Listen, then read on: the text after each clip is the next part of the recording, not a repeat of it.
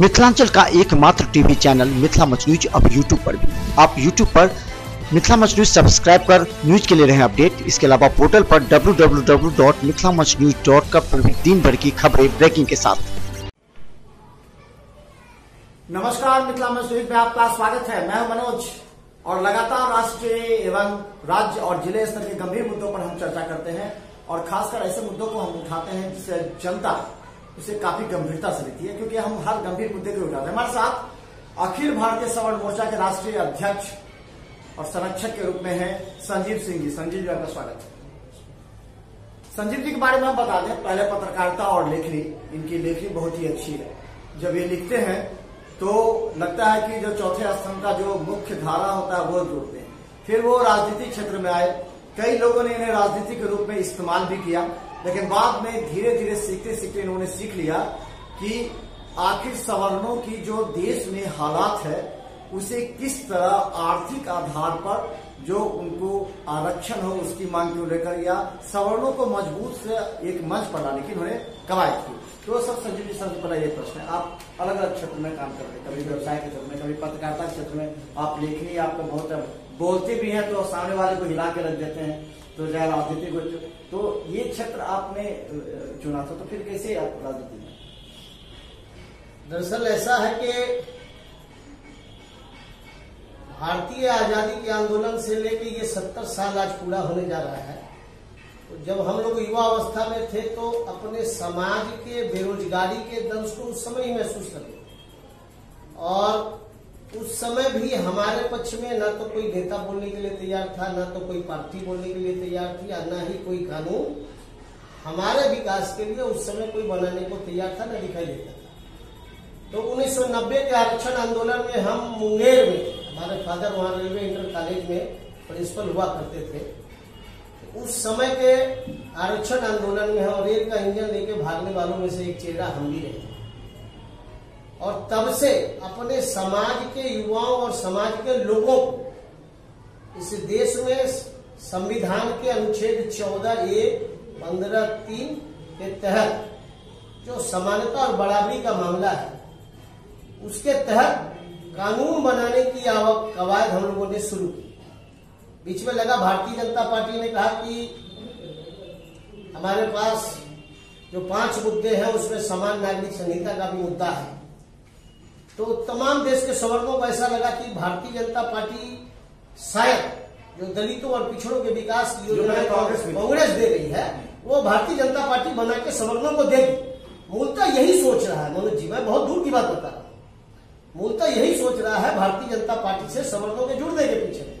और रही बात राष्ट्रवाद और हिंदुत्ववाद, तो इसके लिए सवर्ण समाज को किसी संस्था संगठन में जाने की जरूरत नहीं है।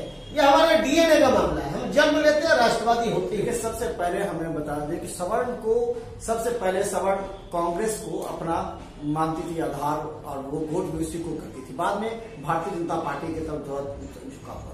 लेकिन सवाल यह है कि सवर्णों के हितों की रक्षा करने के लिए आखिर नेताओं ने किस तरह आपका दुरुपयोग किया? आपको कभी राष्ट्रीय जनता दल से भी कभी ऑफर आ जाता था, कभी कांग्रेस से भी, कभी आपको अंत में तब आपको ये अखिल भारतीय सवर्ण मोर्चा बनाना पड़ा। बहुत बड़ी बात आज आपने रखी है। ये बात मैं सार्वजनिक मंचों पे नहीं रखता हूं कि जब सवर्णों के हक और अधिकार के लिए हमने एक संस्था का गठन किया देश में, अखिल भारतीय सवर्ण मोर्चा, और ये आज 17वां साल चल रहा है, और उसके शिक्षा, स्वरोजगार, रोजगार, सामाजिक सुधार, व्यापार, उद्योग, गरीबी उन्मूलन आदि क्षेत्रों में विकास के कानून और योजनाओं के निर्माण के लिए हमने खुद नीति लिखी है मनोज जी।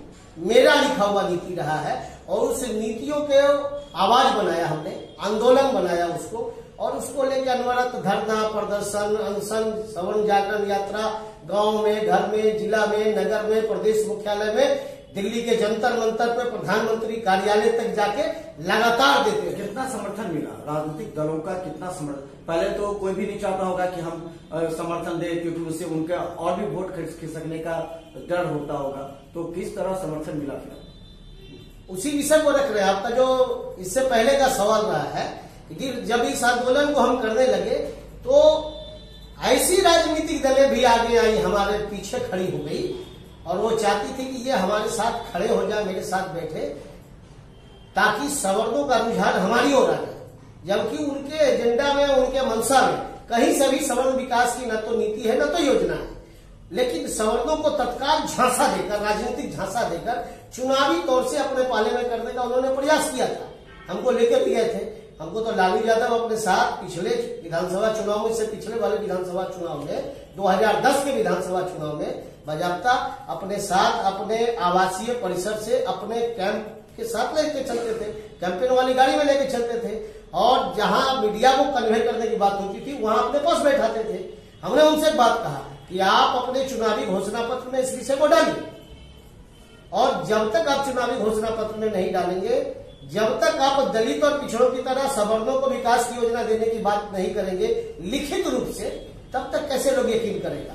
तो इस चीज को किए नहीं, केवल सवर्णों के साथ अन्याय हो रहा है, ये नहीं कर रहा है, हम सवर्ण को टिकट देंगे, हम सवर्ण को आगे लाएंगे।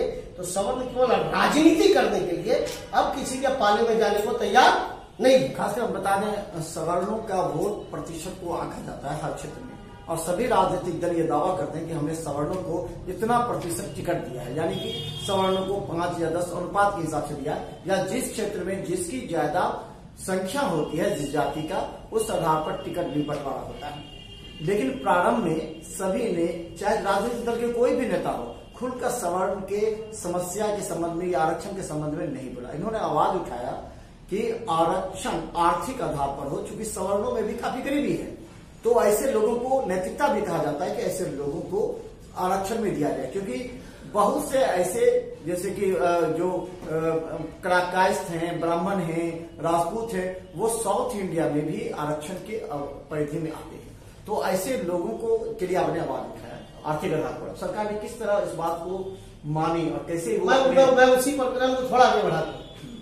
तो जब हमें लगा कि नहीं, ये नीतिगत रूप से और आत्मीय रूप से इस विषय को आगे नहीं बढ़ा रहे हैं, तो हम लोगों ने अपना एक एजेंडा बनाया कि तमाम राजनीतिक दल पहले अपने चुनावी घोषणा पत्र में ये लिखे तो सही कि हमारी सरकार बनेगी तो हम सवर्णों के लिए सवर्ण आयोग का गठन करेंगे। और आपको मैं बात बता देता हूँ कि 1995 में जब भाजपा और जेडीयू का गठबंधन शुरू हुआ, 2005 में पहली बार इन्होंने सत्ता का जब कमान संभाला है, तो 5 साल पूरा किया संयुक्त रूप से। लेकिन 5 साल पूरा होने के बाद इनका एजेंडा फिर अलग अलग रहा है, अलग अलग घोषणा पत्र पे दोनों लड़े। 2010 में एक घोषणा पत्र पे दोनों पार्टी नहीं लड़ी, तो इनके बीच हम कहे कि आप दोनों एक साथ मिलकर क्यों नहीं इसका घोषणा करते हो कि हमारी सरकार बनेगी, फिर से सरकार आएगी तो हम सवर्णों के लिए सवर्ण आयोग का गठन करेंगे। इन्होंने कहा कि नहीं, हमारे एजेंडे में नहीं है। भाजपा भी स्वीकार करने को तैयार नहीं थी, बहुत जद्दोजहद करना पड़ा। 3 दिनों तक लगातार हम लोग जद्दोजहद किए हैं, तब जाके भारतीय जनता पार्टी अपने चुनावी घोषणा पत्र में लिखने को तैयार हुई कि हम बिहार में पुनः सरकार में आएंगे तो हम बिहार में सवर्ण आयोग का गठन करेंगे। इसके बाद हम लोग जदयू पे दबाव देना शुरू किया, तो भाजपा ने लगा दिया। अब जदयू वाले भी आप लगाओ, साथ में आप लड़ रहे हो चुनाव, भले चुनावी घोषणा पत्र आपका अलग अलग है, लेकिन एक प्रकार का होगा तभी तो आप काम करोगे। और उस समय ललन सिंह जी प्रदेश हुआ करते थे, प्रदेश अध्यक्ष हुआ करते थे, वो भी हमारे बात को बहुत दिनों तक नकारा, बहुत समय तक नकारा, और हम लोग बहुत जद्दोजहद किए। आपको पता है, जो एनसीपी का हमसे कोई लेना देना नहीं, उसने इसको घोषणा कर दिया कि हम अपने चुनावी घोषणा पत्र में इसको लागू करते हैं। कई छोटी पार्टी चर्चा करने लगी, तब जदयू भी, भाजपा के बाद में जदयू भी अपने चुनावी घोषणा पत्र में इसको शामिल किया।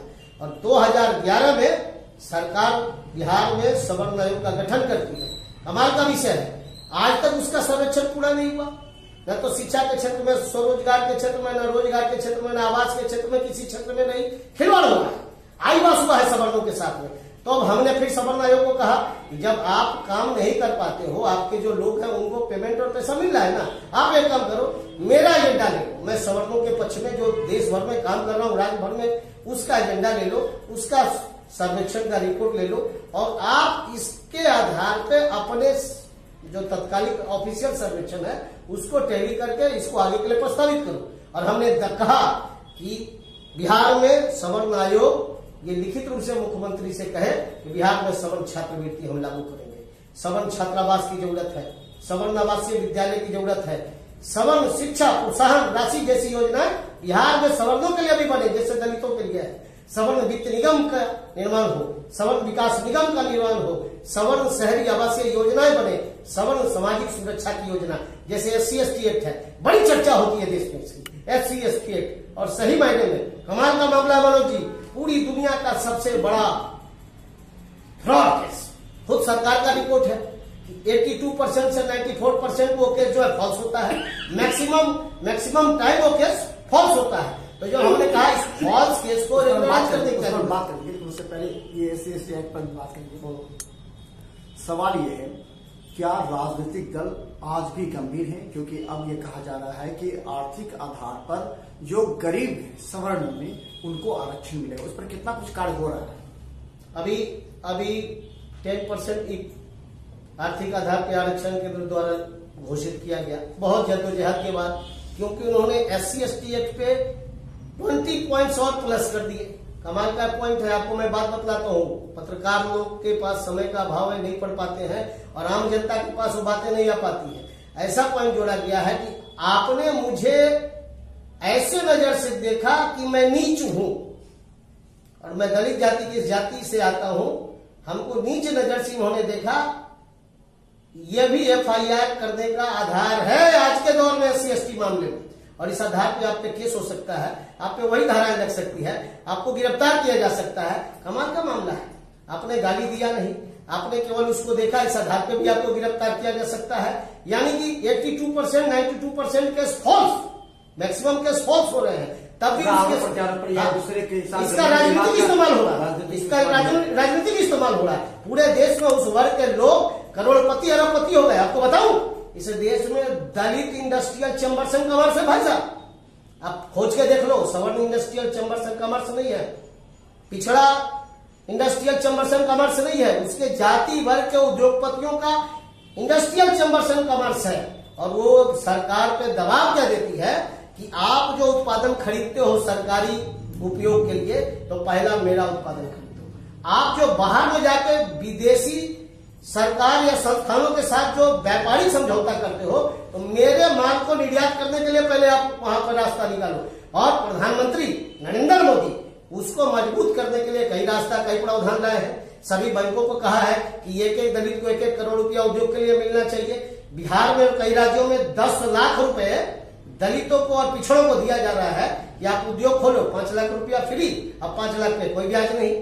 तो क्या सवर्ण के बेरोजगारी को दूर करने के लिए इस योजनाओं की जरूरत नहीं है? सवर्ण को स्वरोजगार नहीं दिया जाना चाहिए? और सवर्ण को रोजगार देने से क्या भारत का नक्शा खराब हो जाएगा, या भारत टुकड़े टुकड़ों में बढ़ जाएंगे, या भारत का विकास रुक जाएगा? मामला क्या है कि सवर्णों के विकास के लिए न तो योजनाएं बनती है, न तो उसके शिक्षा के लिए छात्रवृत्ति मिलती है, न छात्रावास होता है। दल खुल के सवर्णों को जानबूझ करके योजनाओं के माध्यम से, कानून के माध्यम से इसको दोयम दर्जे का नागरिक बनाने का रास्ता, प्रावधान और अभियान देश के तमाम राजनीतिक दल मिलकर कर रहे हैं, चाहे वो वामपंथी हो, चाहे वो दक्षिणपंथी हो, कांग्रेसी हो, सोशलिस्ट हो, तमाम प्रकार का दल। आपने जो अखिल भारतीय सवर्ण मोर्चा का गठन किया है, इसका कार्य कहाँ तक बढ़ा है और किस तरह इसको अब आने वाले चुनाव में आप उसको बिहार विधानसभा चुनाव आने वाले हैं, उसको किस तरह आप दिखाइएगा और किस तरह मजबूत कीजिएगा? सभी राजनीतिक दल आपको क्या इस आधार पर सीट देंगे, या फिर आप अपनी भागीदारी किसी राजनीतिक दल से जोड़ेंगे? क्या आगे का योजना है? बहुत बढ़िया, बहुत प्रासंगिक सवाल है। अब सवर्णों को राष्ट्रवाद और हिंदुत्ववाद के नाम पे जो समर्पण, देश के लिए हम सबसे आगे रहेंगे, इस देश की संस्कृति के लिए हम सबसे ज्यादा समर्पित रहेंगे, इसका सबसे ज्यादा लाभ भारतीय जनता पार्टी को स्वाभाविक रूप से मिल जाता है, बगैर कोई खर्चा किए हुए, बगैर कोई अभियान चलाए हुए। आज उसको यह समझ में आ गई है भारतीय जनता पार्टी को, या उसके मदर ऑर्गेनाइजेशन RSS को, कि ये जाएगा तो जाएगा कहां? इसके विकास की कोई योजना दो या नहीं दो, इसको आगे लाओ या नहीं लाओ, ये इतना राष्ट्रवादी और हिंदुत्ववादी है, समानतावादी, विकासवादी है कि ये हमारे से अलग हो नहीं सकता है। अब रही बात कि हम अपना नया वोट बैंक अपनी ओर बढ़ाने के लिए दलितों को और ज्यादा काजू खिलाओ, किशमिश खिलाओ, मीट खिलाओ, पुलाव खिलाओ कि योजना इस प्रकार का, या पिछड़ों को दो, बाकी की पार्टियां जो दे रही थी उससे ज्यादा ये अभियान चला हुआ है। मैं कह रहा हूं देश में उनके साथ बातचीत हुई है, अमित शाह के साथ जब वो राष्ट्रीय अध्यक्ष थे हमारे साथ बातचीत हुई है, मेरे साथ मीटिंग हुई है सवर्ण मोर्चा के डेलीगेशन के साथ। हमने कहा कि जो योजना दलितों के विकास के लिए हो सकता है, पिछड़ों के विकास के लिए हो सकता है, जो अल्पसंख्यक आपको एक वोट देता नहीं है और उसके विकास के लिए देश में 35,000 करोड़ रुपया बजट से निकाल के देते हो, और जो सवर्ण आपके लिए जीवन ज्ञान सब कुछ दिया हुआ है उसको 35 रुपया देने के लिए तैयार नहीं हो, उसके लिए देश में एक योजना देने के लिए तैयार नहीं हो, तो बहुत दिनों से सवर्ण आपके साथ जो है वो बहुत दिनों तक अब आगे नहीं रह पाएगा। उसको राजनीतिक विकल्प चाहिए, राजनीतिक स्वतंत्रता चाहिए, और जिस दिन यह समाज निकलेगा खुद का एक बड़ा रास्ता है। अगर राष्ट्रीय विधानसभा में दो सवर्ण खड़े हों, एक एनडीए से और एक गठबंधन से, तो आप क्या करेंगे? ऐसे मुद्दों पर आप क्या करेंगे? अभी तो अखिल भारतीय सवर्ण मोर्चा देश में अपनी नई राजनीतिक दल का रजिस्ट्रेशन करवाई है, भारतीय संपूर्ण क्रांतिकारी पार्टी, और हमारा एजेंडा है कि भारत के गरीबों गरीब एक समान हो, बेरोजगार एक समान हो, जो नीति जो योजना दलितों के लिए हो, जो पिछड़ों के लिए हो वही सवर्णों के लिए हो, वही अल्पसंख्यक के लिए हो, जो छात्र की योजना हो तो सभी जाति वर्ग के छात्रों के लिए हो, जो बेरोजगार की योजना हो वो सभी जाति वर्ग के बेरोजगारों के लिए हो, जो महिला की योजना हो सभी जाति वर्ग के महिलाओं के लिए हो। यही योजना कैसे, ऐसा योजना क्यों कि दलितों के लिए ये छात्र की योजना हो लेकिन सवर्णों के लिए नहीं हो, पिछड़ों के लिए ऐसी योजना हो लेकिन सवर्णों के लिए नहीं हो। तो योजनाओं में भेदभाव जो भारतीय लोकतंत्र में सरकारों द्वारा हो रहा है और संविधान की मूल आत्मा को लात मारी जा रही है, ठोकर मारी जा रही है कि संविधान में समानता का अधिकार है, बराबरी का अधिकार है। कहाँ बराबरी? सवर्णों के लिए 10% आरक्षण किया गया है, जो गरीब जो सवर्ण है उनके लिए, खासकर उन लोगों को अलग अलग क्षेत्रों में भी तो बहुत खुशी हुई कि चलो आर्थिक आधार पर अब उन लोगों को एक सुरक्षा मिलेगा, उन लोगों को रोजगार मिलेगा। तो इस पर कितना कुछ कार्य हुआ? इस पर लगता है कि गंभीर है सरकार? नहीं, इसको भी औपचारिक रूप से लेके चल रही है। इसमें क्या है कि इसका वर्गीकरण जो बनाया गया है, अब शहरों में 900 कुछ वर्ग फीट का ही आपके पास आवासीय परिसर होना चाहिए, ठीक है। बहुत लोगों को पुराना आवासीय परिसर है जिसमें कि रंग पेंट पोस्टर उसमें पेंट नहीं लग पा रहे और उसकी आर्थिक माली हालत खराब हो गई। उसके पूर्वज अच्छे थे, आज उसकी हालत खराब है, उस आधार पर उसको आरक्षण नहीं मिलेगा, उसका लाभ उसको नहीं मिलेगा। तो 8 लाख रुपया वार्षिक आमदनी का रास्ता तो है, लेकिन उसके अंदर के कई प्रावधान ऐसे हैं जिसकी वजह से वो नहीं मिल पा रहा है। एक बात। दूसरी सबसे बड़ी बात है कि बिहार में दलितों की संख्या 16% लोग कहते हैं। आज दलित को 22.5% रिजर्वेशन क्यों मिल रहा है? संख्या से ज्यादा बड़ा रिजर्वेशन क्यों मिल रहा है? 22.5% दलित तो है नहीं, 16% है, 22.5% रिजर्वेशन उसको क्यों मिल रहा है? संख्या से ज्यादा मिल रहा है।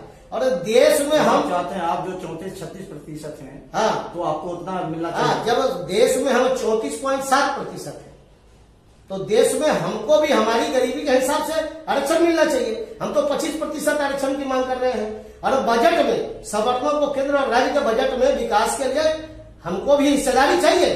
50,000 करोड़, 60,000 करोड़, 80,000 करोड़ जो हमारे हिस्से के विकास के लिए बनता है हमको चाहिए, ताकि उन पैसों को हम सवर्ण छात्रवृत्ति, सवर्ण छात्रावास, सवर्ण आवासीय विद्यालय, सवर्ण वित्त निगम, सवर्ण विकास निगम में डाल के अपने समाज को सभी क्षेत्रों में विकास की योजनाएं दिलवा पाए। और जो कोई नहीं दे रहा है तो हमको इस योजनाओं को बनवाने के लिए लड़ना पड़ा। अब एक अंतिम सवाल, SC/ST एक्ट को लेकर के बवाल हुए, कई बार सवर्णों की तरफ से प्रदर्शन हुआ, बंद किया गया फिर उन लोगों के द्वारा। तो ये जो SC/ST एक्ट है इसमें जो प्रावधान दिए गए हैं फिर उसमें सुधारा भी गया है कि अगर SSP स्तर से उसको एक बार मॉनिटरिंग होगी, जांच होगी, नहीं तो अगर कोई सीधा कहा तो केस हुआ तो फिर उसको अरेस्ट होना ही होगा।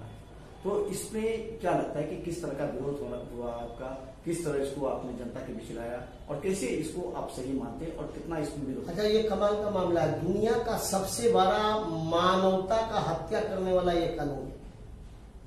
हमारी कोई भी जाति, हम एप्लीकेशन देके पैदा तो नहीं हुए हैं। आपकी जो जाति हो, आप कहीं से एप्लीकेशन देके पैदा तो नहीं हुए कि हमको इसी जाति में जन्म दे दो, या जो जिस जाति में जिसकी भी जन्म हुई होगी वो भी आवेदन देके तो नहीं आया है। उसकी जाति का सम्मान बहुत और मेरी जाति का सम्मान समाप्त क्यों? अगर वो मेरी जाति को गाली दे और मैं उसके ऊपर कोई मुकदमा मामला करूं तो SC/ST एक्ट जैसा कोई मामला नहीं है, अवेलेबल सेक्शन है, सामान्य केस है।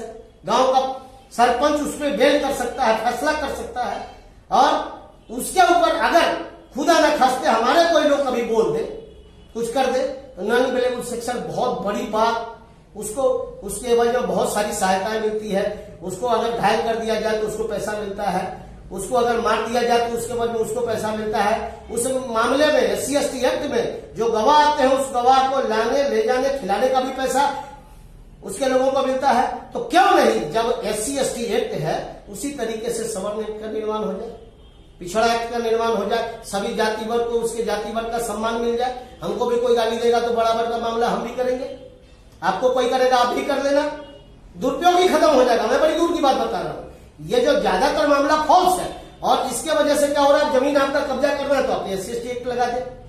आपको अगर कहीं से फंसाना है, आप अफसर है, आप मेरा पैरवी नहीं सुनना है, आप SC/ST एक्ट लगा दे। आपको परेशान करना है, आपको SC/ST एक्ट लगा दे। इसका ब्लैक मेलिंग हो रहा है, इसका दुरुपयोग हो रहा है पूरे भारत में, ये बंद होना चाहिए। और जब आप इसको नहीं हटाओगे वोट बैंक के लालच में देश के नेताओं, तो मैं कहता हूं इस देश में सवर्ण एक्ट का निर्माण करेंगे। आवाज हमारी चल रही है, उठ रही है, और पिछड़ा एक्ट भी बनना चाहिए। जो सम्मान उसके समाज का, वो सम्मान हमारे समाज का। तो धन्यवाद। हमारे साथ संजीव सिंह जी हैं। इनके आपके भाषण और बोलने के तरीके से स्पष्ट हो गया कि अंदर कितना क्रांति इनके दिलों में है। इनके जुबान पे जो एक सत्यता होता है किसी के साक्ष्य को लेकर के, और जनता के दिलों में आग लगा देना किसी मुद्दे पर, वो संजीव सिंह बेहतर तरीके से जानते हैं। और जब इन्होंने अखिल भारतीय सवर्ण मोर्चा का गठन किया था उस समय सभी ने हल्के रूप से लिया था संजीव सिंह को। पहले धरना प्रदर्शन, फिर धीरे धीरे जागरण यात्रा इन्होंने किया, और उनको राजनीतिक दल के नेताओं ने भी काफी दुरुपयोग किया, लेकिन धीरे धीरे इन्होंने समझा। एक चीज और जोड़ना चाहते, मात्र एक चीज होना चाहिए, एक चीज और। आज अपने घर, अपने इलाके से चल के मैं देश के 16 राज्यों में, अभी मैं मध्य प्रदेश के उज्जैन में प्रांतीय सम्मेलन करने जा रहा हूँ। झारखंड में हमारे कार्यक्रम, हमारा संगठन काम करता है, हिमाचल प्रदेश में, उत्तराखंड में, हरियाणा में, पंजाब में। और ये बात मैं केवल मौखिक रूप से नहीं बोलता हूँ, मेरे बारे में सब कोई जानते हैं, पूरा मीडिया जगत भी जानती है और सार्वजनिक लोग भी जानते हैं। जो मैं बोल रहा हूँ उसका प्रमाण तो खुद आप मीडिया जगत ही दे रहे। आप उसके समाचार पत्र में जो हमारे कार्यक्रमों का न्यूज बनाते हैं वही हमको आप देते हैं, जो आप टीवी समाचार बनाते हैं वो हमको देते हैं। आज देश के 16 राज्यों में हम हैं, गांव, घर, मोहल्ला, जिले से लेकर प्रदेश मुख्यालय तक 16 राज्यों में है। और ये समस्या चूंकि राष्ट्रीय समस्या है, ये राष्ट्रीय विषय है, ये दर्द चूंकि राष्ट्रीय दर्द है, तो इसका निदान भी राष्ट्रीय स्तर पे होगा। और देश में जब सवर्णों के लिए कोई पार्टी नहीं, तो देश में सवर्णों की अपनी पार्टी हमने खड़ी कर दी है, भारतीय संपूर्ण क्रांतिकारी पार्टी। और मेरे लिए कार्यकर्ता और झंडा बैनर लेके चलने वाले लोगों की जरूरत नहीं है। आज मैं खुले तौर से बतला देता हूँ, जो पार्टी चर्चा में है मनोज जी, ये लोजपा, ये रालोसपा, ये छोटी छोटी क्षेत्रीय पार्टियां, उससे ज्यादा कार्यकर्ता आज मेरे पास में देश में है। हम आज से शुरू हो गए हैं, हमारा कार्यक्रम चल रहा है। आप देखेंगे कि महीना 2 महीने के अंदर में देश के कई राज्यों में धरना प्रदर्शन सवर्णों के लिए भारतीय संपूर्ण क्रांतिकारी पार्टी करेगी। क्योंकि राजनीतिक रूप से महाराणा प्रताप, चाणक्य और हमको डॉक्टर राजेंद्र प्रसाद, भूमिहार समाज का मजबूत चेहरा विधानसभा और लोकसभा में इसलिए भेजने की जरूरत है कि वहां पे जाएंगे तो सवर्णों के हक और अधिकार के लिए बराबरी का लड़ाई लड़ पाएंगे। तो हमने यही कहा कि संजीव सिंह लगातार अपनी लड़ाई को जो प्रारंभ किए हैं, एक निश्चित तौर पर अगर देखा जाए तो उनके कई बात एकदम सत्य है। क्योंकि सवर्णों में भी काफी गरीब है। जरा कभी जाके घर को देखिए, बच्चों को पढ़ा नहीं सकते हैं, खाना नहीं खिला सकते, उनको सही टाइम से 3 टाइम 4 टाइम का भोजन नहीं मिल पाता है, उनके बच्चों की अच्छी शिक्षा नहीं होती है, स्वास्थ्य नहीं मिल पाता। तो ऐसे गरीब हमारे समाज के अंग हैं। तो ये सोचना भी सरकार, राजनेता, जो पॉलिटिकल पार्टीज है, उनका भी कर्तव्य बनता है कि इन गरीबों के लिए भी आरक्षण मिले, ताकि ये भी दलितों की तरह, जो दलितों में भी दबे कुचे हैं, उनकी तरह ये भी अपना सर्वांगीण विकास कर सके। और खासकर दलितों में जो करोड़पति लोग हैं, उन्हें यह आरक्षण का लाभ नहीं मिले, ताकि उस आरक्षण को इस सवर्ण के गरीबों में अगर बांटा जाए तो मुझे लगता है कि एक समानता आ सकती है हमारे समाज। तो मित्रांनो, कार्यक्रम से दीजिए इजाजत। हम धन्यवाद देते हैं संजीव सिंह जी का। जब भी हम होगा हम बुलाएंगे। राजनीतिक विश्लेषक के रूप में भी संजीव सिंह काम करेंगे, हमारे डिबेट में भी शामिल होंगे। धन्यवाद।